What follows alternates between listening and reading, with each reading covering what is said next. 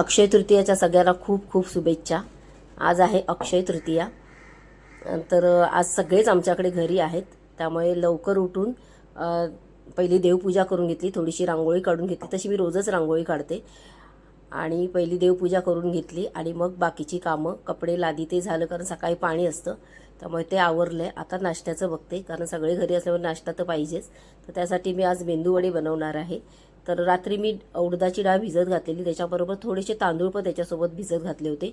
सकाळी वाटून घेतले, त्याच्यामध्ये मीठ आणि थोडीशी कोथिंबीर चिरून टाकली आणि चांगलं फेटून घेतलं आणि आता हे मी हाताने मेंदूवडे सोडते बघा तेलात। तर आज जरा गडबडच होणार आहे, कारण जेवण पण करायचे, सगळेच घरी आहेत।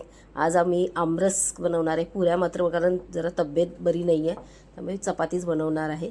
तर दाखवेनच मी तुम्ही काय काय स्वयंपाक केला आहे, तो करणार आहे तो। तर इथे आपले मेंदूवडे तयार आहेत।